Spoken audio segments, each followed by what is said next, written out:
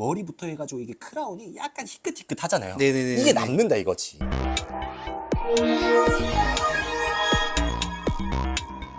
안녕하세요, 크레팍스입니다. 네. 오늘 드디어 세이브를 저희가 이제 크레팍스 몰에서 네. 처음으로 분양을 시작을 할 것 같아요. 그죠. 그래서 세이블이 지금까지 왜 업로드가 안 됐는지, 네. 세이블을 언제부터 브리딩을 시작하셔서 드디어 네. 베이비들이 태어난 건지를 궁금해 하실 것 같아서 간단히 설명 좀 부탁드릴게요. 간단히 제가 좀 세이브를 늦은 이유는 뭐냐? 세이브를 그때 너무 비쌌어요. 제가 그거를 차마 그 돈 주고 입양하지는 못했습니다. 네. 그렇다 보니까 이제 다른 브리더 분들보다 조금 더 늦게 세이브를 시작한 감이 있고요. 처음에 세이블이 나왔을 때 한 마리 뭐 2천만 원 뭐 이렇게 했었잖아요. 네. 지금은 가격이 한 20분의 1 됐다. 오.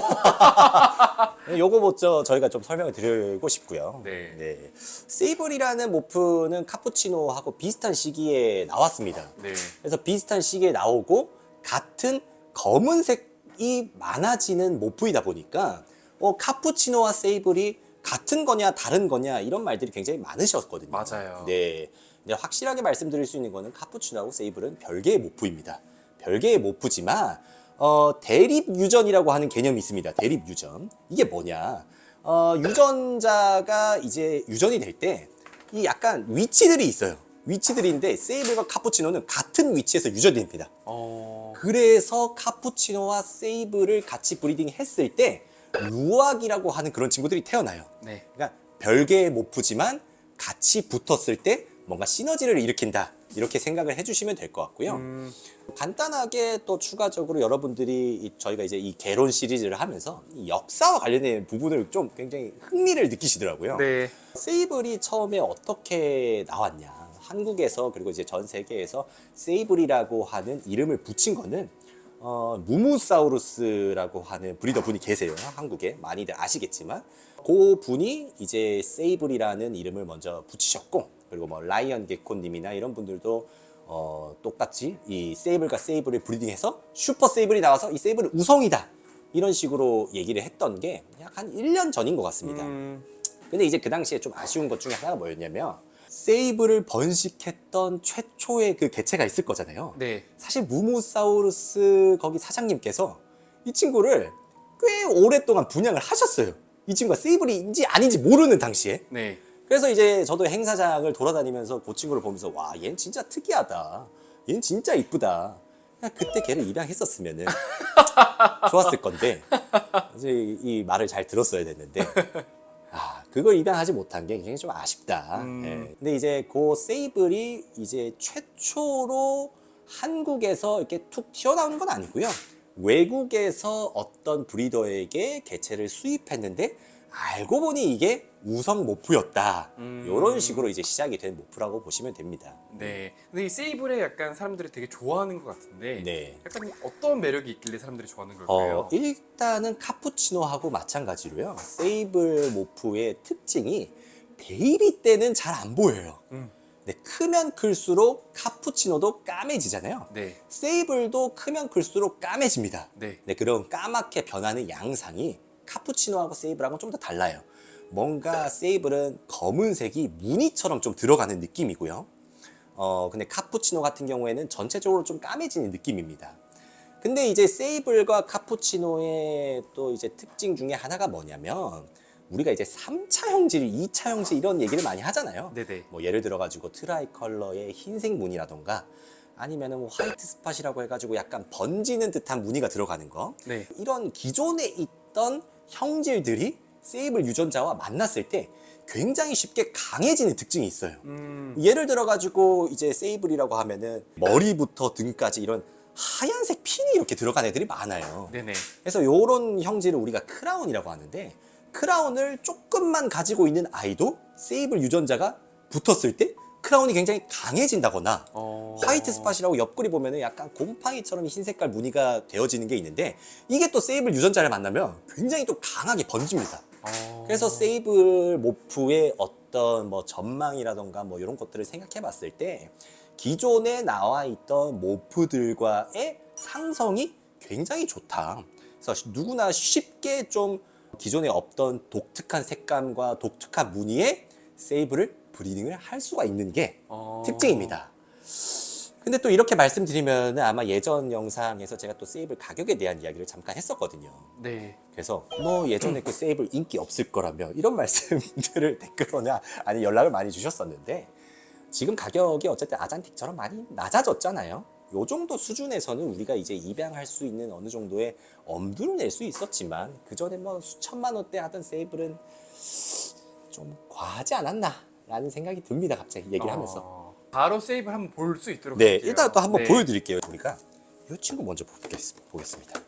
최대한 세이블이라고 구분하기 어려운 친구로 데려왔어요. 이거 뭐야? 카푸치노 아니에요? 사실 카푸치노 느낌보다는 그냥 노멀 같은 네, 느낌이 노멀 강하죠. 느낌이네. 네, 근데 이게 노멀이나 카푸치노를 굉장히 많이 보신 분들은 노멀이나 카푸치노에서 사실 이렇게까지 이런 색감이 잘 없어요. 보면은 약간 주황색인데 어두운 듯한 느낌이 있잖아요. 네. 자, 세이블이라고 하는 말이 우리는 사실 익숙하지가 않지만 여러분들이 구글에 들어가셔가지고 세이블이라는 거를 한번 검색을 해보세요. 그럼 색깔이 나옵니다. 그 색깔이 세이블이다라고 보시면 되고요. 네. 기본적으로 이제 검은색이지만 검은색이라기보다는 약간 어두운 느낌 그런 느낌이라고 봐주시면 좋고 네. 카푸치노하고 예전부터 뭐 똑같다라는 이야기가 자주 나온 이유가 처음엔 이렇게 붉은 색깔을 많이 가지고 있어요, 애들이. 붉은 색감을 많이 가지고 있죠. 네. 근데 이런 붉은 색감이 남는 경우도 있지만 대부분 좀 사라지는 느낌이 강하다. 그리고 등에 이런 흰 색깔 핀 같은 무늬들이 있죠. 네네네. 근데 이게 일반적인 핀 스트라이프 같은 경우는 이 상태에서 이게 좀 약해져요. 근데 이 친구들은 자라면 자랄수록 이 흰 색깔 핀들이 좀 더 번지고 강해지는 그런 특징을 가지고 있습니다. 네. 자, 그래서 이 친구를 한번 보여드렸고요. 그리고 또 다른 친구도 한번 보여드릴게요. 이 친구는 쿼드 핀 스트라이프 타입의 세이블입니다. 이건 논 릴리 같습니다. 약간 논릴리 같은 느낌이지만 제 눈에는 이것도 일반적인 논릴리의 컬러는 아닙니다. 이 친구가. 자, 한번 보여드릴게요. 그래서 우리가 이제 세이블을 입양할 때 큰 애들로 입양 안 하고 우리가 좀 작은 애들로 입양을 하면은 얘네가 어떻게 클지가 사실 굉장히 궁금하잖아요. 네. 세이블 보실 때 여기 보이시죠?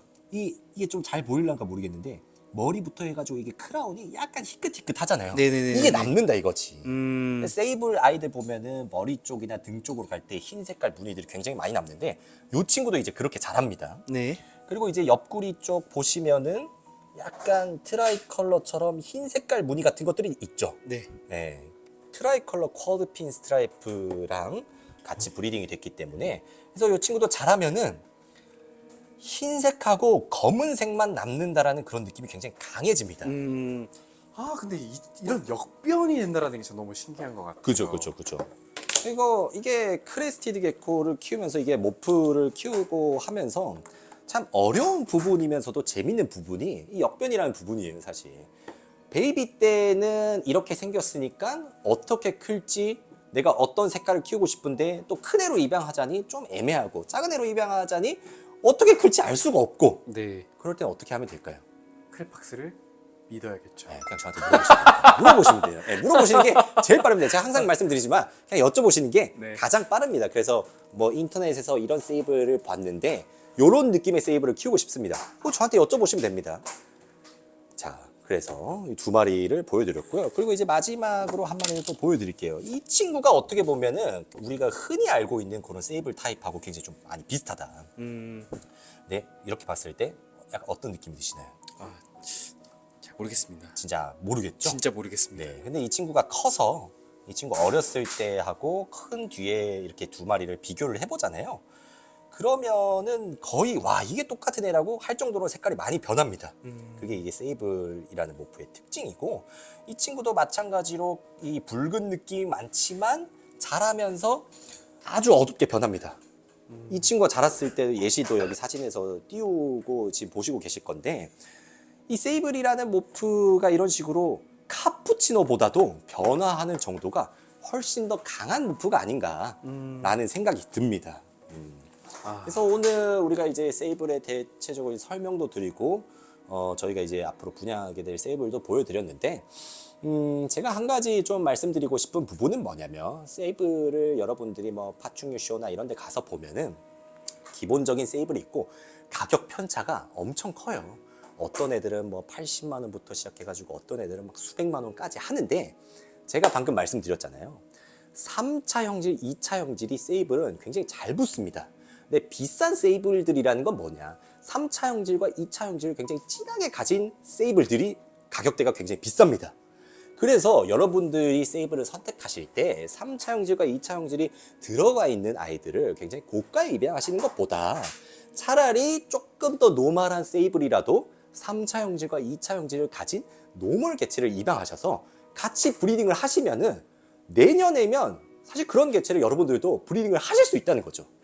정말 이 형질이 잘 붙는 요걸 이제 디자이너 모프라고 하는데 다양한 장점이 있는 그런 모프라고 보시면 될 것 같습니다. 네, 저희가 이제 1차, 2차, 3차 형질이 좀 궁금하신 분들은 저희가 한 번 더 형질 특집으로 찾아뵙도록 할 예정이니 조금만 기다려주세요. 감사합니다. 감사합니다.